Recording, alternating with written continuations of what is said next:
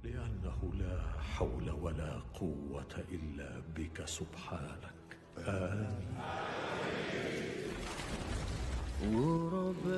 Bismillahirrahmanirrahim. Assalamualaikum warahmatullahi wabarakatuh. Pada kesempatan kali ini kita akan mempelajari peristiwa Perang Badar. Perang Badar berawal dari rencana kaum muslimin yang ingin mencegat kafilah dagang kaum musyrikin Quraisy dari Syam yang membawa harta perniagaan yang banyak di bawah pimpinan Abu Sufyan. Kaum muslimin memandang bahwa harta tersebut sebagai pengganti atas harta mereka yang dirampas oleh kaum musyrikin Quraisy ketika kaum muslimin akan hijrah ke Madinah. Namun maksud kaum muslimin tersebut diketahui oleh Abu Sufyan. Kemudian ia mengirim utusan ke Mekah untuk meminta bantuan. Dan pada akhirnya kaum musyrikin Quraisy pun menyiapkan pasukan untuk menghadapi kaum muslimin yang bergerak dari Madinah. Mereka dipimpin oleh Abu Jahal bin Hisham. Sedangkan pasukan Abu Sufyan berupaya untuk menghindarinya, hingga akhirnya ia dan kafilahnya pun berhasil lolos dan kembali ke Mekah dengan selamat. Lolosnya kafilah Abu Sufyan tidak membuat Abu Jahal untuk mengurungkan niatnya menyerang pasukan muslim. Dengan angkuh dan sombongnya mereka sesumbar tidak akan kembali ke Mekah kecuali setelah tiba di Badar. Menyikapi beberapa sikap kaum musyrikin, Rasulullah SAW bermusyawarah dengan para sahabat dan menyepakati untuk melanjutkan perjalanan ke Badar. Karena sikap kaum musyrikin Quraisy yang meresahkan, maka Rasulullah SAW memutuskan untuk tetap maju ke depan mengobarkan semangat dan keberanian untuk berjihad. Akhirnya peperangan pun tidak dapat terhindarkan. Terjadilah perang Badar di suatu lembah yang bernama Badar. Perang Badar terjadi pada tanggal 17 Ramadan tahun 2 Hijriah.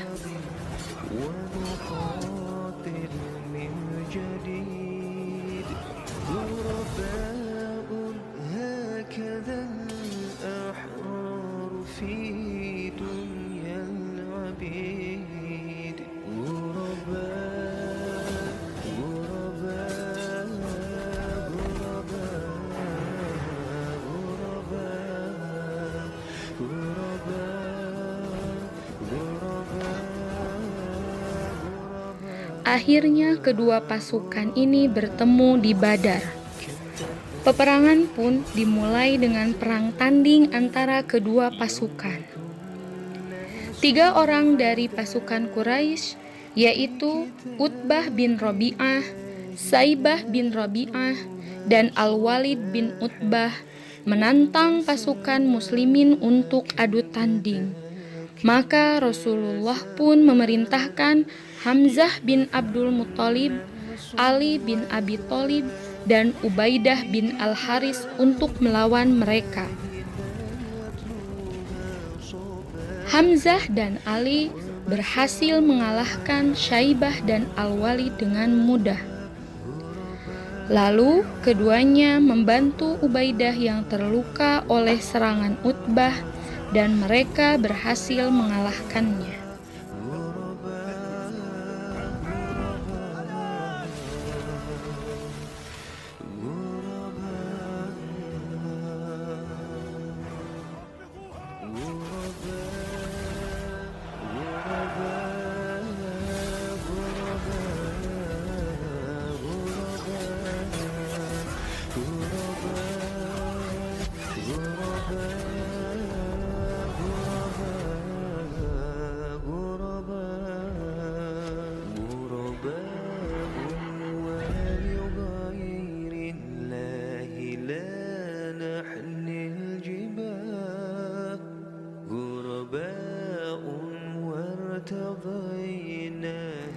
Adu tanding ini dibenangkan oleh pasukan muslim yang diwakili oleh Hamzah bin Abdul Muthalib, Ali bin Abi Thalib, dan Ubaidah bin Al-Haris.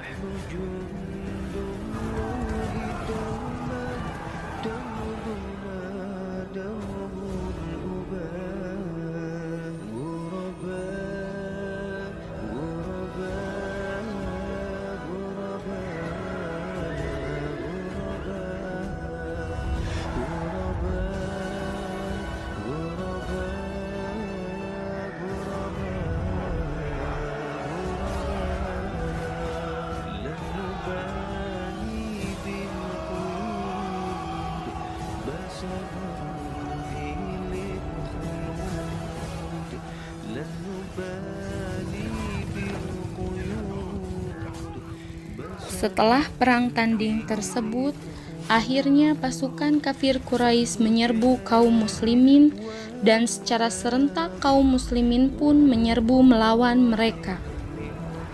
Walaupun jumlah pasukan tidak seimbang, pasukan muslimin begitu kuat setelah Rasulullah Shallallahu Alaihi Wasallam membangkitkan semangat mereka. Kaum kafir Quraisy terdesak, bahkan pimpinan mereka Abu Jahal terbunuh oleh Muawidz bin Afra. Setelah mengetahui pimpinan mereka terbunuh, pasukan kafir semakin terdesak sehingga mereka lari tunggang langgang dari medan perang.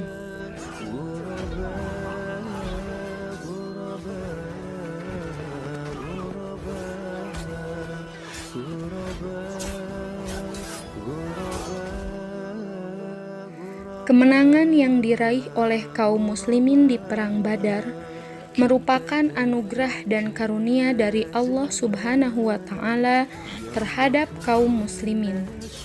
Pada perang tersebut, Allah mengutus malaikat sebagai bala bantuan untuk membantu kaum muslimin dalam bertempur melawan pasukan musyrikin Quraisy.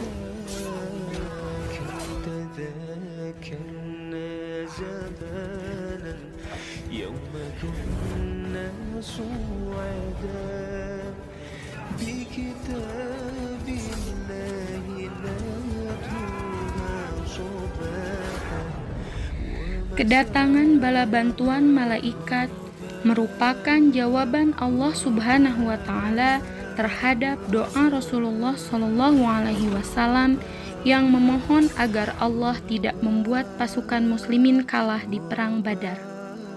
Hal ini dijelaskan dalam Al-Quran Surat Al-Anfal ayat 9 yang artinya, "Ingatlah ketika kamu memohon pertolongan kepada Tuhanmu, lalu diperkenankannya bagimu.